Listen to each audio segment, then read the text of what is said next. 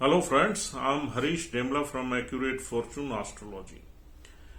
दोस्तों, जैसा कि आप जानते हैं कि हम कर्क लगन पे बुध देव की सीरीज बना रहे हैं और एक एक भाव में उनके हमें कैसे फल मिलेंगे उनके बारे में चर्चा कर रहे हैं।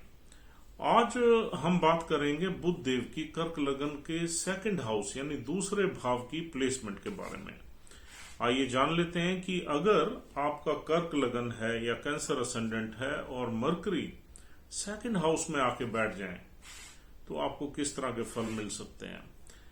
देखिए दोस्तों, मरकरी जो है सेकंड हाउस में 5 नंबर राशि में आएगा।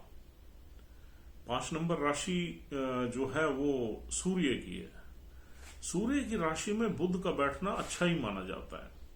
और सेकंड हाउस किसका है? हमारे परिवार का है, हमारी स्पीच का है, हमारी वेल्थ का है, हमारे एसेट्स, फैमिली एसेट्स का है और हमारे एक्सटेंडेड फैमिली का है और हमारी लीनिएज का है, फूड हैबिट्स का है और जो हम अपनी इनकम में सेविंग्स करते हैं उसका हाउस भी सेकंड ही है। और यहां पर लियो साइन है, 5 नंबर साइन है। अब आपको यह भी मालूम है कि बुध जो है सूर्य के आसपास ही रहता है, सूर्य से एक घर पहले या एक घर बाद में या सूर्य के साथ भी रहता है। तो लेकिन बुध इस लगन में माराखी प्लैनेट है। उसके पास जो 2 हाउसेज हैं वो खराब हाउसेज हैं। एक तीसरा घर है और एक 12वां घर है। 12वें घर का लॉर्ड अगर सेकंड हाउस में आ जाए तो नॉर्मली हमारे जो एक्यूमुलेटेड वेल्थ है उसका खर्चा होता रहता है, उसमें प्रॉब्लम्स आती रहती हैं। अगर हम फॉरेन कंट्री से जुड़ जाएं तो हमें इनकम का योग ये बुध बना देगा। लेकिन साथ ही साथ यहां पर एक प्रेशर बना रहता है हमारी इनकम की कंसिस्टेंसी में या हमारी इनकम के बने रहने में एक प्रेशर बना रहता है और किसी न किसी रूप में, किसी न किसी रीजन से हमारी इनकम पे व्यय का इम्पैक्ट रहता है और हमारा व्यय होता रहता है। तो हमें अपने इनकम को बरकरार रखने के लिए या इंक्रीज करने के लिए बहुत एफर्ट्स मारने पड़ते हैं। ऑल्दो ऐसा नहीं है कि हमें इनकम नहीं मिलती, क्योंकि यहाँ तीसरा घर भी इन्वॉल्व है, 12वां घर भी इन्वॉल्व है।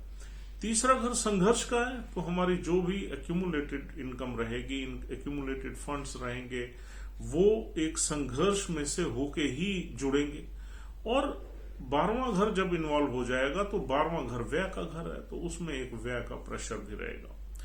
दूसरी चीज ये है कि हमारे परिवार में थोड़ी सी 12वें घर का इम्पैक्ट आने से परिवार में कुछ न कुछ उलझनों का सामना करना पड़ेगा, कुछ न कुछ टेंशंस रहेंगी।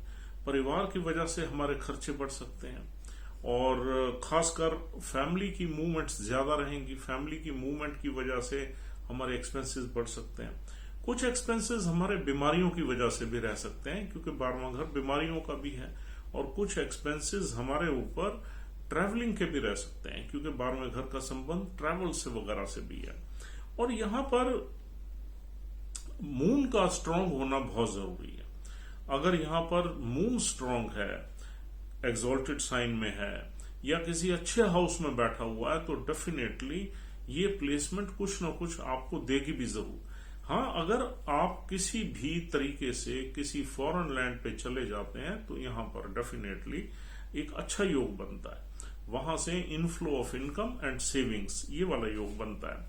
और कम्युनिकेशन के फील्ड से आप पैसा कमा सकते हैं। तीसरा घर हमारी कम्युनिकेशन का है, एनालिटिक्स का है और बड़ा क्रिटिकल साइन है और पराक्रम का है, मेहनत का है। तो मेहनत करके कम्युनिकेशन के फील्ड से, एनालिटिक्स के फील्ड से, मरकरी से, आईटी से, सॉफ्टवेयर से और डाटा एनालिसिस से, अकाउंट से, स्टैटिस्टिक्स से, मैथ से, जितने भी अंकों से जुड़े हुए सब्जेक्ट्स हैं उनसे आप पैसा कमा सकते हैं और विदेश में भी जाके सेटल हो सकते हैं। तो इस तरह की ये स्थिति है। और अब सूर्य अगर यहां बुध के साथ है तो आप ये समझ लीजिए कि आपके एक्यूमुलेटेड फंड्स में सूर्य की सपोर्ट से काफी फायदा हो सकता है। उसकी निकासी तो रहेगी रही, व्यय का प्रेशर तो रहेगा, लेकिन पैसा आएगा भी बहुत, क्योंकि सूर्य वहीं बैठ गया, उसी घर का मालिक है। अगर सूर्य का संबंध तीसरे घर से हो गया तो ये फिर स्थिति व्यय की ज्यादा पावरफुल बन जाएगी और व्यय का प्रेशर ज्यादा रहेगा। अगर सूर्य फर्स्ट हाउस में भी बैठ गया तब भी पैसे आने का योग ज्यादा बनेगा और आदमी अपनी फैमिली की इनकम को डेफिनेटली यूज करेगा और उसे एंजॉय करेगा। तो यहां पर सूर्य के ये 3 हाउसेज में अगर बुध के साथ है तो इस तरह के फल आपको मिलेंगे। और यहां पर आपकी जो वाणी है, जो आपकी स्पीच पैटर्न है, वो काफी इमेजिनेटिव रहेगा, काफी लॉजिकल भी रहेगा, इमेजिनेटिव भी रहेगा। यानी कि आप कुछ न कुछ आपकी जो वाणी होगी उसमें कुछ प्रैक्टिकल अप्रोच रहेगी और कुछ आपकी इमोशनल टच भी रहेगा, क्योंकि ये कैंसर असेंडेंट है और यहाँ पर कैंसर असेंडेंट का जो लोग हैं उनकी जो ओरिजिनल नेचर होती है वो थोड़ी सी संवेदनशील होती है, थोड़ी भावुक होती है और उनमें फीलिंग्स ज्यादा होती हैं। हाँ, अगर चंद्र उनका बहुत ही संभला हुआ है, अच्छा है, तो वो बैलेंस्ड होगी। अगर चंद्र उनका वीक है तो यहाँ पर वो जो इमोशंस होंगी वो अनबैलेंस्ड होंगी और आदमी कहीं ना कहीं अपनी इमोशंस को लेके अपनी बातचीत में वो उसकी मैच्योरिटी, वो उसकी सीरियसनेस या उनकी लॉजिकल एबिलिटी में कमी आ जाएगी। तो इमोशंस का बैलेंस देखने के लिए चंद्र की स्थिति, चंद्र की प्लेसमेंट देखना बहुत जरूरी है।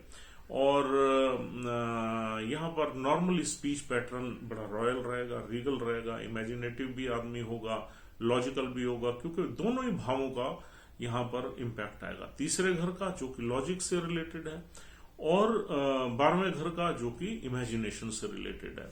तो यानी आदमी काफी इंटेलिजेंट होगा, काफी ब्रेनी होगा, लॉजिकल होगा। और तीसरा यहाँ पर थोड़ा सा आदमी क्रिटिकल भी होगा, क्योंकि 6 नंबर राशि जो है वो काफी क्रिटिकल है और आदमी की लेकिन जो स्पीच पैटर्न है वो full of authority and full of यानी कि सूर्य का भाव उसमें होगा, फुल ऑफ प्राइड आप कह सकते हैं, वो रहेगा।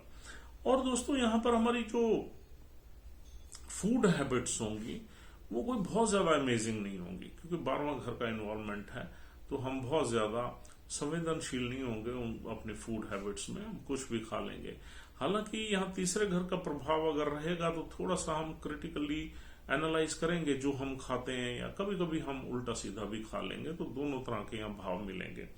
और यहाँ पर ओवरऑल जो देखा जाए तो यहाँ बैठा हुआ बुध जो है वो 8वें घर को देखता है।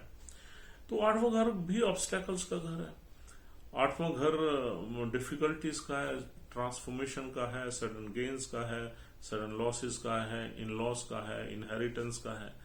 और ये सारी की सारी चीजें यहाँ एक्टिवेटेड रहेंगी। यानी कि यहाँ पर बुध देव जब 8वें घर को देखेंगे तो आपको अगर बुध किसी ऐसे नक्षत्र में बैठा हुआ है जिसका लॉर्ड बहुत अच्छा प्लेस्ड है तो फिर इनहेरिटेंस का योग भी बना देंगे।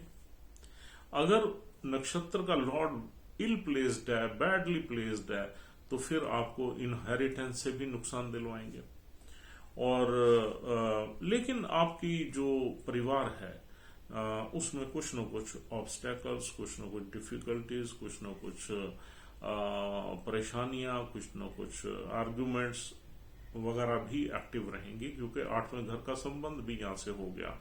और थोड़ा सा आदमी यहाँ पर सीक्रेटिव रहेगा, थोड़ा सा आदमी छुपा हुआ, हिडन नेचर रहेगी इंसान की, क्योंकि 8वें घर का भी इन्वॉल्वमेंट है, 12वां घर भी सीक्रेट है, 8वां घर भी मिस्टीरियस है, तो ये वाला इन्वॉल्वमेंट रहेगा। लेकिन यहाँ ओरल नॉलेज आदमी को काफी होती है, लॉजिकल नॉलेज काफी होती है, बोलने में या लिखने में आदमी तेज होता है। आदमी अगर फिक्शन राइटर हो या राइटिंग की एबिलिटी वगैरह काफी होती है तो आदमी उस प्रोफेशन से भी जुड़ सकता है। यानी कि कोई भी फिक्शन राइटिंग की के प्रोफेशन से भी जुड़ सकता है, उसका दिमाग बहुत काम करता है यहाँ पर। तो दोस्तों और यहाँ पर अगर बुध के साथ कोई मैलेफिक प्लैनेट बैठ जाए शनि वगैरह बैठ जाए तो यहाँ पर थोड़ी सी परेशानियां बढ़ा देगा। और बुध के साथ अगर यहाँ पर केतु बैठ जाए तो हमारी मेमोरी जो है उसको वो कम कर देगा और बुरे फल देगा। हाँ, अगर यहाँ राहु का साथ मिल जाए बुध का तो फिर ये हमें आईटी या ऑनलाइन वर्किंग, नेटवर्किंग वगैरह के काम में ले जा सकता है। बुध का यहाँ बैठना अच्छा है, हालांकि केतु की दृष्टि रहेगी, लेकिन बुध का राहु का साथ बैठना यहाँ पर फिर भी ठीक फल मिलेंगे। लेकिन केतु के साथ बैठने से यहाँ पर हमारी जो सेविंग्स है उसमें और प्रॉब्लम आ जाएगी, क्योंकि केतु एक मैलेफिक एनर्जी है। अब देखिए दोस्तों, यहाँ पर और अगर कोई ऑस्पिशियस प्लैनेट बैठ जाए, सूर्य बैठ जाए, गुरु बैठ जाए या यहाँ पर मंगल बैठ जाए, तो यहाँ पर डेफिनेटली हमारी जो वेल्थ है, हमारी सेविंग्स है, रिचनेस है, उसमें इजाफा हो जाएगा, बढ़ जाएगी वो, और हमें ब्लेस करेंगे ये प्लैनेट्स। तो यहाँ पर कंजंक्शन भी बहुत मैटर करेगी कि किस तरह से बुध यहाँ पर रिजल्ट्स देते हैं। और दोस्तों, यहाँ पर आगे हम देखते हैं 3 नक्षत्र मिलते हैं। पहला नक्षत्र यहाँ मघा नक्षत्र है, जो पितरी का नक्षत्र है, पूर्वजों का, यानी कि फोर फादर का नक्षत्र है। और इस नक्षत्र का सिंबल है एक लॉयन किसी सीट पे, सिंहासन पे बैठा हुआ है। ये नक्षत्र बहुत रॉयल नक्षत्र है, रीगल नक्षत्र है। अगर यहाँ पर बुध अगर इस नक्षत्र में बैठ जाए, केतु के नक्षत्र में, तो ये नक्षत्र जो है कहीं ना कहीं आदमी को अच्छी पोजीशन में ले जाता है, अच्छी पोस्ट पे ले जाता है, और इंसान अपनी वाणी से या अपनी कम्युनिकेशन से, अपनी एनालिटिकल स्किल से एक अच्छी पोस्ट एंड पोजीशन यहाँ हासिल कर लेता है। बस देखना यह है कि केतु की प्लेसमेंट अच्छी होनी चाहिए आपके चार्ट में, तो ये आपके पूर्वजों के आशीर्वाद से आप कहीं ना कहीं एक अच्छी पोस्ट एंड पोजीशन पे जरूर पहुंचोगे और एक रिचनेस का योग बनाएगा। केतु की प्लेसमेंट अगर खराब है चार्ट में, किसी दुष्टाना हाउस में है, तो फिर यहाँ पर आपको प्रॉब्लम्स काफी हो जाएंगी। तो नक्षत्र के लॉर्ड की प्लेसमेंट देख के ही आप बताइए कि आपको यहाँ क्या मिल रहा है। देखिए, इसके लिए हम जो है ना 1-2 एग्जाम्पल्स आपको दे के समझा देते हैं। अगर यहाँ पर बुध बैठा हुआ है मघा नक्षत्र में, केतु के नक्षत्र में, और केतु यहाँ पर सपोज 7 नंबर साइन में चौथे घर में बैठा हुआ है, तो यहाँ पर आप ये समझ सकते हैं कि प्रॉपर्टी से आपको ये ब्लेस करेगा। आपके जो एसेट्स होंगे उसमें प्रॉपर्टी मैटर्स ज्यादा होंगे। और अगर ये केतु सपोज 11th हाउस में बैठा हुआ है, तो ये भी गेन्स को कहीं ना कहीं रिफ्लेक्ट करेगा। अगर केतु 5th हाउस में बैठा हुआ है तो भी ये ऑस्पिशियस है। तो केतु की प्लेसमेंट अगर ऑस्पिशियस घर में है तो ऑस्पिशियस ही रिजल्ट्स देगा बुध। हम केतु की बात नहीं कर रहे। जब केतु का नंबर आएगा तो हम ये देखेंगे कि केतु किस साइन में बैठा हुआ है, किस नक्षत्र में बैठा हुआ है, उसी हिसाब से हम उसको रीड करेंगे। लेकिन अभी हम बुध की बात कर रहे हैं। केतु की प्लेसमेंट किसी अच्छे हाउस में बुध के अच्छे रिजल्ट्स आपको दिलवाएगी। दूसरा यहाँ नक्षत्र मिलता है दोस्तों पूर्व फाल्गुनी नक्षत्र। अगर यहाँ पर बुध पूर्व फाल्गुनी नक्षत्र में बैठा है तो ये इसके मित्र का नक्षत्र है, शुक्र देव का है। और शुक्र अगर बहुत अच्छा बैठा है, यानी कि सपोज चौथे घर में ही बैठा है, तो ये आपको गाड़ियों से, संपत्ति से, सुख से, सुविधाओं से आनंदित कर देगा। तो आपका कहीं ना कहीं बाहर से या दूर से इनकम का सोर्स भी बनाएगा। तो कहने का मतलब ये है कि हमें नक्षत्र भी देखना है। अब माघा नक्षत्र केतु का है, नक्षत्र अच्छा है, लेकिन उसका लॉर्ड केतु बहुत अमेजिंग प्लैनेट नहीं है हमें वेल्थ वगैरह देने के लिए। हाँ, केतु जब वेल्थ देता है तो बहुत ज्यादा दे देता है, लेकिन मोस्ट ऑफ द केसेस में वेल्थ देने में केतु को प्रॉब्लम रहती है। वो तो मोक्ष का कारक है। और यहाँ पर अगर शुक्र के पूर्व फाल्गुनी नक्षत्र में बैठा हुआ है बुध, तो डेफिनेटली ये पोजीशन मघा नक्षत्र से बेटर है, बहुत अच्छी है। और यहाँ पर अगर शुक्र आपका अपनी 11वें घर में बैठ गया, 2 नंबर साइन में बैठ गया, चौथे में बैठ गया, और या दूसरे में बैठ गया, यानी कि उसी के साथ ही बैठ गया, पहले में बैठ गया, तो ये पोजीशन बहुत ही अमेजिंग हो जाएगी। 10वें में बैठ गया, 9वें में बैठ गया, तो ये पोजीशंस बहुत अच्छी हैं। यहाँ पर बुध आपको अच्छे ही रिजल्ट्स देगा। और अगर यहाँ पर बुध उत्तर फाल्गुनी में है। उत्तर फाल्गुनी का सिर्फ एक ही चरण मिलता है, फर्स्ट चरण। उत्तर फाल्गुनी नक्षत्र में अगर यहाँ बुध है तो फिर सूर्य की प्लेसमेंट आपको देखनी पड़ेगी, और सूर्य तो या तो तीसरे में मिलेगा या दूसरे में मिलेगा या पहले भाव में मिलेगा। दूसरे और पहले में बहुत अच्छे रिजल्ट्स मिलेंगे। तीसरे भाव में सूर्य है तो पराक्रम उसमें जुड़ जाएगा, बाकी चीजें ठीक ही रहेंगी, लेकिन पराक्रम करके ही फल मिलेंगे आपको। तो दोस्तों इस तरीके से मिले जुले फल आपको यहाँ पर बुध देगा। और लेकिन एक चीज हमें नहीं भूलनी चाहिए, बेसिक जो चीजें हैं। कर्क लगन की कुंडली में बुध एक मारक प्लैनेट की तरह हम देखते हैं, लेकिन फिर भी बुध की प्लेसमेंट जिस नक्षत्र में है उस नक्षत्र के लॉर्ड की प्लेसमेंट देख के हमें ये पता लगता है कि क्या ये मारक प्लैनेट एक कारक का काम कर रहा है या नहीं कर रहा, पॉजिटिव काम कर रहा है। मारक प्लैनेट भी जब पॉजिटिव काम करते हैं तो बहुत अच्छे फल देते हैं। तो हमें थोड़ा सा उस वे में भी सोचना चाहिए। This is the second side of the coin. तो दोस्तों this is all for the day. उम्मीद करता हूँ ये वीडियो आपको अच्छी लगी है, and we have analysed this placement very critically and very from all angles, और आप देख के ही समझ जाएंगे कि आपका ये बुध आपको किस तरह के फल देगा। Thank you very much for watching this video. We'll see you soon. Take care of yourself and your parents, and have a nice time. Goodbye.